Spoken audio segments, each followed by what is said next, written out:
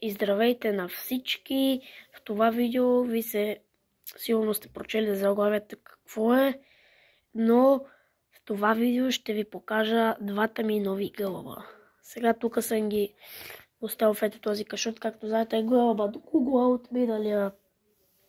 от миналия епизод беше ето в този кашон, но и беше твърде тясно и малко и затова я преместих тук заедно още един гълъб, който е мъжки и може да си излупат пиленца, за което това ви говорих.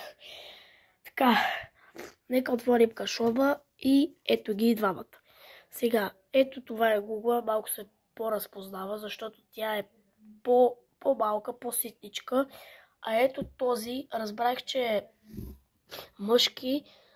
Първо да ви обясня как го хванах. Просто като се събудих сутринта, видях, че няма жито на терасата и мислих, че нещо се е фанало в капана. И като излязах, се е фанал и разбрах, че е мъжки по колко е едър и колко звуци издава и как се ежи. И понякога бие гугла, но какво се прави. Но, ето, това е гълъбът. Ето го, той малко се по-разпознава, както виждате, по-едър е. Тук съм изсипал вода и храна малко.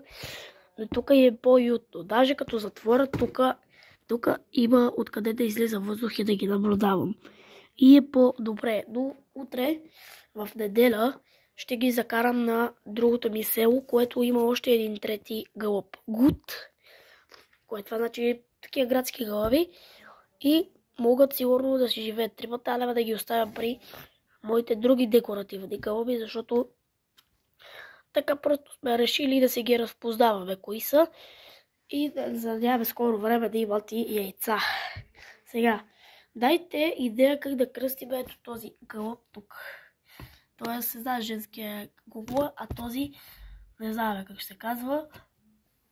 Но, ако искам да пипна гугла, тя е по-спокойна, да може да бяга, но ако искам да го пипна мъжкия, само да я отдръпна, да ви покажа. Вижте, веднага... сега е по-спокойно, че преди като исках да го пипам, почваше да бяга, да лети, да тропа, да се мъчи да излезе от кашона, защото го е страх, но сега като гледам, май повече свикна. Страх си го е, ама не е му приятно. Но не е като преди няколко 2-3 часа не ми даваше изобщо да го пипам. А тая е спокойна. Ето този не е. Сега чакайте да го хвана. Да го покажа по-отблизо. Ето го и него. Вижте го. Това са му краката. Ето, да, малко по-вижте иска да бяга. Не е му приятно да го държа. Но, виждате, по-едър е. Вижда се и крилата какви са му дебели. Тук е гушката каква моя, вижте, да. Сега ще си го пусна обратно, а докато гугла не е чак толкова. Вижте каква е ситна пътя. И да, ето я. И забелязах, че на този гълъб, чакайте, вижте колко му е по-голема главата и врата му е по-дебела. И това се разпознава, че 100% е мъжки гълъб, няма как. Ето. А докато на гугла не. Ето. Ето ги и двамката. И да ги видим какво ще правят. Ето ги. Една снимка да штракна за тях.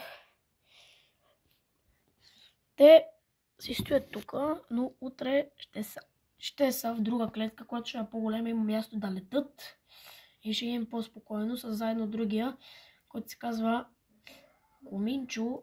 Малко смешно име, но мога ви разкажа в по-друг клип характерно за него, когато ида там и го снимам и то като го снимам ще ви разказвам за него. И да, а тези двамата трябва да си издаваме женската името на мъжкия, не знаем името. Как да го кръстим? Ето го отляво къде е. Чакайте да го пипна. Ето не, спокойно спокойно. Не му е приятно. Докато тая Няма никакъв проблем с нея, но той има. Даже и тук съм направил едно такова, но не знам, просто го направих. И тук като затвора, тук си ги наблюдавам. Ето ги. И тук стоят още един ден и заминават на нов дом. Нещо по-голямо.